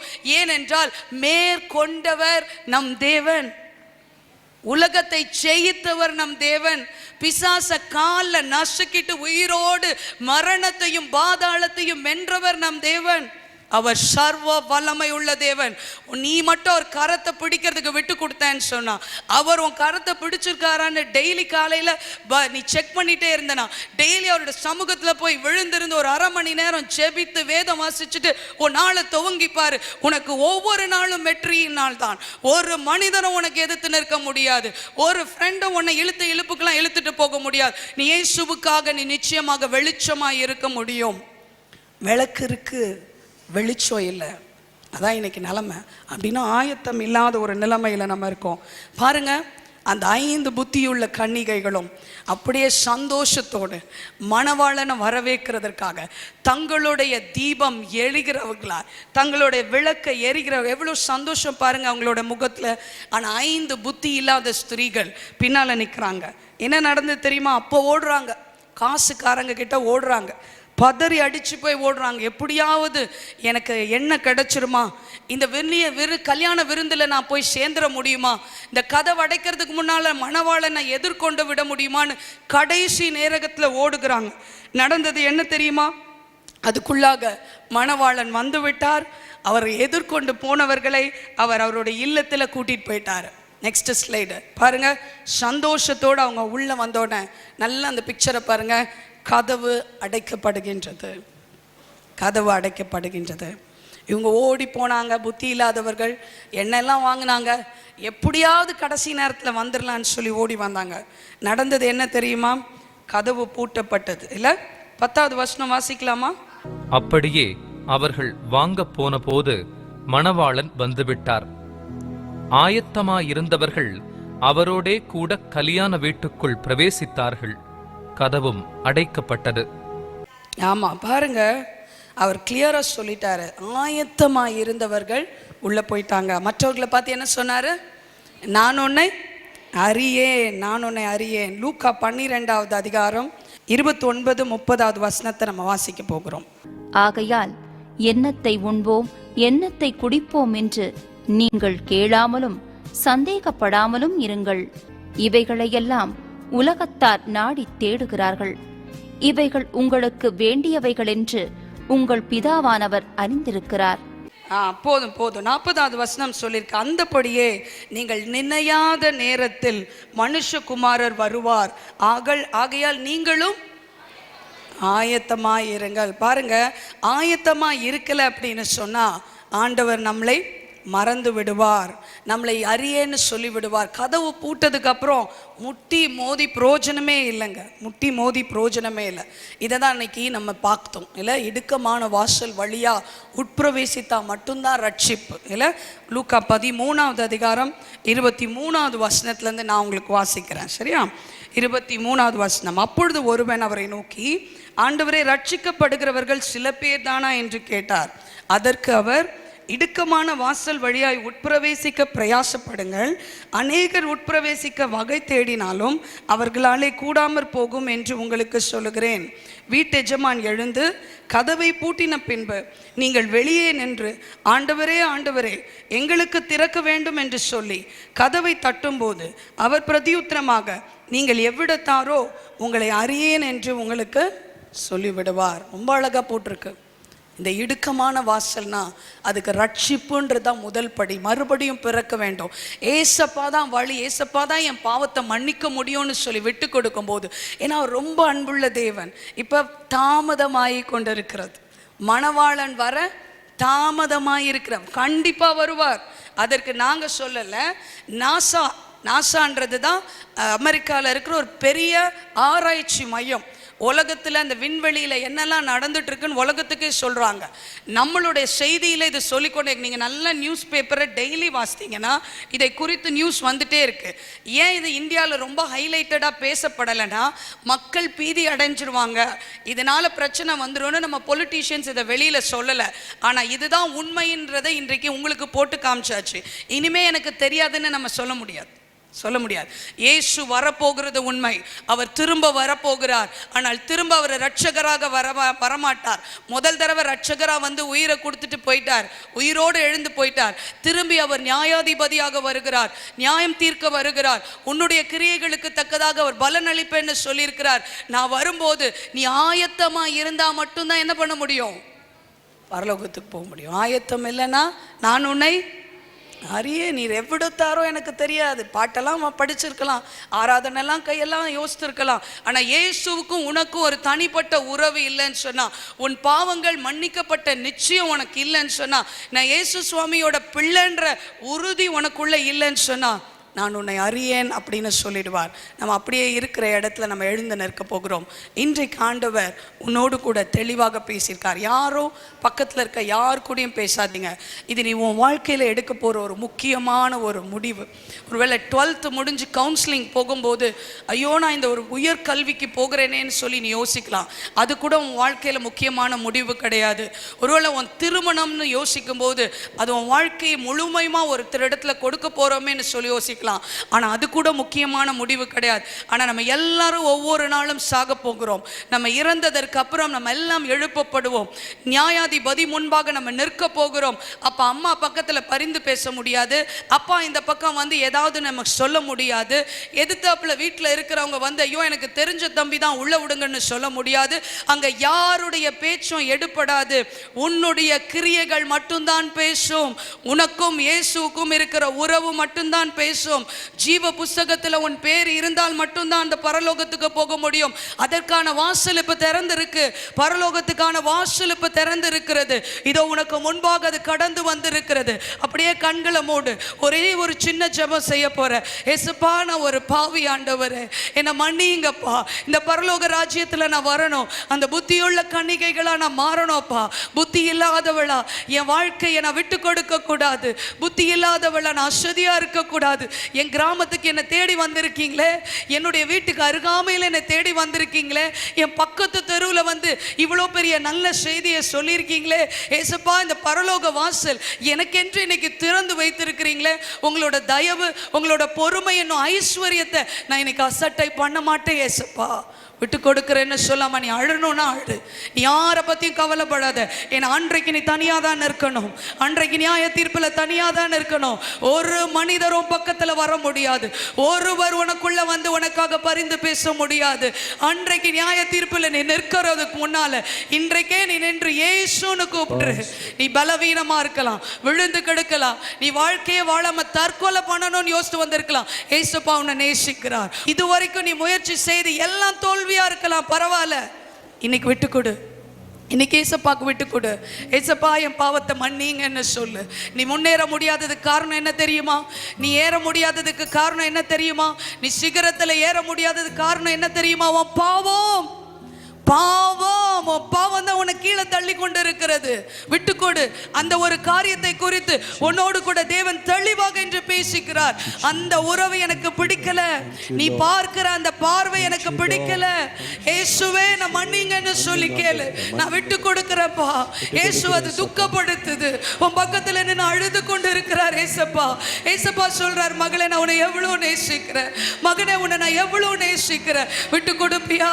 அந்த பாவத்தை நீ பிடிச்சுக்கிட்டே இருக்கிற வரைக்கும் பரலோகத்துக்கு வர முடியாது. ஆண்டவர் சொல்றார், விட்டுடு, என்னையோட விட்டுடு. நான் உன்னை நேசிக்கிற மகளே, நான் தூக்கி நிறுத்துவேன். மேல நம்பிக்கை வைப்பியா? என் மேல விசுவாசம் வைப்பியா? அப்படின்றவங்க அப்படியே முழங்கால் படி போட்டு நம்மளை அர்ப்பணிக்கலாமா? நம்ம ஒரு பாடல் பாட கேட்கும் போது அப்படியே நம்மளை விட்டு கொடுக்க போறோம். ஏசப்பா நான் உங்களுக்கு சொந்த ஆண்டவரே, இதை மட்டும் கேட்டுக்கிட்டே இருங்க. என் பாவத்தெல்லாம் மன்னிங்க. உனக்காக அழுது கொண்டு இருக்கிறார் ஏசப்பா. அந்த கல்வாரியின் அன்பு, உன் பாவங்கள், உன் மீறுதல்கள் எல்லாவற்றையும் இதோ மன்னித்து விட போகிறார். இயேசு கிறிஸ்துவின் அன்பு என்றும் மாறாதது. என் இயேசு கிறிஸ்துவின் மாறா கிருபை என்றும் குறையாதது. என் இயேசு கிறிஸ்துவின் மாறா கிருபை என்றும் குறையாதது. இயேசு கிறிஸ்துவின் அன்பு பாவி என்றுன்னை அவர் தள்ளவே மாட்டார். அவளாயுன்னை இயேசு அழைக்கிறாரே. பாவி என்றுன்னை அவர் தள்ளவே மாட்டார். அவளாயுன்னை இயேசு அழைக்கிறாரே. தயங்கிடாதே, தாவி ஓடி வா. தந்தை இயேசுவின் சொந்தம் கொள்ளவா, தயங்கிடாதே தாவியோடி வா. தந்தை இயேசுவின் சொந்தம் கொள்ளவா, தந்தை இயேசுவின் சொந்தம் கொள்ளவா. இயேசு கிறிஸ்துவின் அன்பு என்றும் மாறாதது.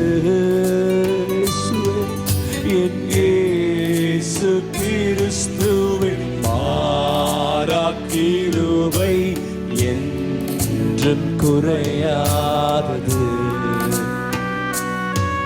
என் இயேசு கிறிஸ்துவின் மாறா கிருபை என்றும் குறையாதது.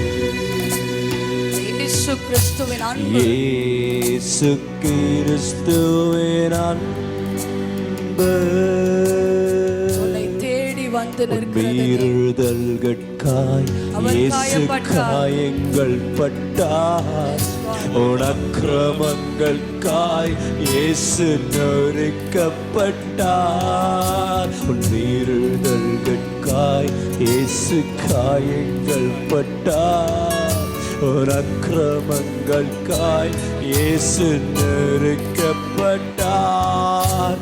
உனக்காகவே அடிகள் பட்டார், உன்னை உயர்த்த தன்னை தாழ்த்தினார். உனக்காகவே அடிகள் பட்டார், உன்னை உயர்த்த தன்னை தாழ்த்தினார். உன்னை உயர்த்த தன்னை தாழ்த்தினார். இயேசு கிறிஸ்துவின் அன்பு என்றும் மாறாதது. என் இயேசு கிறிஸ்துவின் மாறா கிருபை என்றும் குறையாதது. என் இயேசு கிறிஸ்துவின் மாறா கிருபை என்றும் குறையாதது. இயேசு கிறிஸ்துவின் அன்பு. ஜெபிக்கலாமா? இயேசுப்பா என்னை விட்டு கொடுக்குறேன்னு சொல்லாமா? 2 நிமிஷம் தான், நம்மளுக்கு எல்லாம் நேரம் ஆயிடுச்சு. நான் 2 நிமிஷம் விட்டு கொடுப்போமா? இயேசுப்பா என் பாவத்தை மன்னிங்கன்னு சொல்லி கேட்டுறேன். இன்னைக்கு விட்டு கொடுத்தோம், நான் பரலோக வாசல் நம்ம முன்னால திறந்திருக்கு. அந்த இடுக்கமான வாசல் வழியா நம்ம இன்னைக்கு உள்ள போயிடலாம். பெரிய அழிவில் இருந்து தப்பிச்சிடலாம். எவ்வளவு பெரிய அழிவு வந்தாலும் இயேசுவோட நித்தியமா வாழலாம். அவரோட பரலோகத்துல சந்தோஷமா இருக்கலாம். நம்ம நெறி நரகத்துக்கு போறதுக்கு அவருக்கு விருப்பமே இல்லை. புத்தி இல்லாதவர்களா இருந்துராதீங்க. இன்னைக்கு புத்தியுள்ள ஸ்திரிய போல இன்றைக்கு நான் வந்துடுறேன் ஆண்டவரே. இன்றைக்கு என் விளக்கம் பொருத்திடுறேன்ப்பா. இன்னையில இருந்து நான் வெளிச்சமா எரிவேன்ப்பா ஆண்டவரே. நேற்று வரைக்கும் நான் மங்களா எரிந்து கொண்டிருந்த ராஜா, என் வேத வாசிப்பு குறைவ மன்னிங்க, என் ஜெப குறைவ மன்னிங்க, என் பாவ வாழ்க்கையை மன்னிங்க அப்பா. நான் இன்றைக்கு திரும்பி வரேன் ஆண்டவரே. மறுபடியும் உம்முடைய சமூகத்துல வருகிறப்பா. இனிமே நான் வாழ்ந்தா உமக்காக தான் வாழ்வேன், உம்முடைய சந்தோஷப்படுத்த தான் வாழ்வேன், ஒரு பரிசுத்தமான வாழ்க்கை வாழ்வேன். விட்டு கொடுப்போமா? ஜெபிக்க போறேன். அன்புள்ள இயேசுப்பா, இந்த வேளையில எங்க பிள்ளைகள் கூப்பிட்டுருக்காங்க. இயேசுவே என் பாவத்தை மன்னிங்கன்னு சொல்லி கேட்கறது அப்பா. பரலோக ராஜ்யத்துல எட்டி இருக்கிறதற்காக உமக்கு நன்றி அப்பா. நன்றி அப்பா. பரலோக மகிழ்கிறதற்காக நன்றி அப்பா. சாத்தான் மின்னலை போல கீழே விழுகிறதற்காக உமக்கு ஸ்தோத்திரம் அப்பா. சாத்தானோட பிடியில இருந்து எங்க பிள்ளைகளை நீர் மீட்டு கொண்டதற்காக நன்றி அப்பா. எங்கள் பிள்ளைகளை ரட்சித்து காத்துக்கொள்ளும். பாவத்தை மன்னித்ததற்காக நன்றி ராஜா. அவருடைய முழு வாழ்க்கையும் நீர் புதுப்பிக்க வேண்டுமா ஜெபிக்கிறோம். அபிஷேகத்தால நிரப்புங்க ராஜா, கிருபையினால நிரப்புங்க ராஜா. தொடர்ந்து ராஜா நீர் வல்லமை அடுத்து பயன்படுத்தும். எங்கள் பிள்ளைகளுக்குள்ள இருக்கிற தாளந்து திறமைகள் வெளிப்படட்டும் அப்பா. உம்முடைய நாம மகிமைப்படட்டும். கிறிஸ்து அவர்களுக்கு உள்ள இருந்து வெளிப்படுவீராக, மகிமைப்படுவீராக. இவர்கள் வெளிச்சம் உலகத்துக்கு பிரகாசிக்க கடவுள் ராஜா. இவர்கள் இயேசு உடையவர்கள், இயேசுவான்கள், இயேசுவை சார்ந்தவர்கள் என்பதை உலகம் பார்க்கட்டும். அவருடைய பள்ளிகள்ல பார்க்கட்டும், கல்லூரிகள்ல பார்க்கட்டும். இவர்கள் வித்தியாசமானவர்கள், பாவத்துக்கு உடன் போக மாட்டார்கள் என்று சொல்லி பார்க்கட்டும். ஒரு பரிசுத்த சேனை இதோ இந்த களக்காட்டிலிருந்து எழும்புகிறதற்காக ஸ்தோத்திரம் ராஜா. எஸ் லார்ட், ஒரு பரிசுத்த சேனை. பாவத்திற்கு ஆண்டவரே நாங்க போகவே மாட்டோம் என்று சொல்லுகிற ஒரு பரிசுத்த சேனை, ஒரு ஜெயிக்கிற சேனை, ஒரு ஜெயம் எடுக்கிற சேனை, ஒரு வெற்றியுள்ள சேனை இதோ எழும்புகிறதை பார்க்கிறேன். அரதக்க சிகிர மக்கள பக்கி கர மக்கள மக்கள பக்க உரகர பக்க சிகிர மக்கள மக்கள பக்க உரகர பக்க சிகிர மக்கள மக்கள மக்கள பக்க உரகர பக்க சிகிர மக்கள மக்கள பக்க. இதோ பாவத்தை மேற்கொள்ளுகிற வல்லமை உனக்கு நான் கொடுக்கிறேன். பயப்படாதே மகளே, பயப்படாதே மகனே. இதோ சத்துருவோடு நீ ஒளிமுக வாசலிலே தைரியமாய் நிற்பாய், தைரியமாய் நிற்பாய். இதோ நான் உன்னை பலப்படுத்துகிறேன், நான் உன்னை பலப்படுத்துகிறேன். இன்னைக்கு ஆவியினால் நீ பிறந்திருக்கிறதுனால் உன்னை ஒரு மனிதனும் மேற்கொள்ளுவதில்லை. சத்துரு உன் வாழ்க்கையில் எழும்புவதில்லை. வாக்கு தத்தத்தை பிடித்துக்கொள். வாக்கு பண்ணினவர் மாறவே மாட்டார். வாக்கு பண்ணின தேவன் உண்மையுள்ள தேவன். நான் நேற்றும் என்றும் என்றும் மாறாதவராயிருக்கிறேன். இதோ உன் பழைய வாழ்க்கையை மாற்றி போடுகிறேன். இதோ உன் பழைய அங்கியை நான் கழட்டி எறிகிறேன். இதோ புதிய வெண்மையான வஸ்திரத்தை உனக்கு அளிக்கிறேன். புதிய வெண்மையான வஸ்திரத்தை உனக்கு அளிக்கிறேன். இதோ உன் கரைகள் நீங்கப்பட்டது. உன் பாவம் இனி நினைக்கப்பட மாட்டாது. இதோ என் முதுகுக்கு பின்னாலே நான் அதை போட்டு விட்டேன். இனி நினையாமல் இருப்பேன். நீ எழுந்து நிமிர்ந்து நிற்பாய் மகளே, நீ எழுந்து நிமிர்ந்து நிற்பாய் மகளே. இதோ உன்னோடு கூட சேனைகளின் தேவன் கடந்து வருகிறார். உன்னோடு கூட சேனைகளின் தேவன் கடந்து வருகிறார். உன்னோடு கூட ஒரு மனிதன் எதிர்த்து நிற்பார். உன்னோடு கூட சேனைகளின் தேவன் கடந்து வருகிறார். உரகார பக்க சிகில பக்கர பக்கல பக்கிக்கர பக்கல உரகார பக்க சிகில பக்கல பக்கர பக்கல பக்க. இது எனக்கு என்று நான் தெரிந்து கொள்ள பரிசுத்தமான சேனை என்று தேவனாகிய கர்த்தர் சொல்லுகிறார். இதோ சத்துரு வெட்கப்பட்டு போகிறான். இந்த இடத்திலிருந்து அவன் துரத்தப்பட போகிறான். ஆண்டவருக்கே மகிமை அப்பா, மகிமை உமக்கே மகிமை ராஜா, உமக்கே மகிமை செலுத்துகிறோம். இயேசுவின் மூலமாய் ஜெபம் கேட்கிறோம் நல்ல பிதாவே.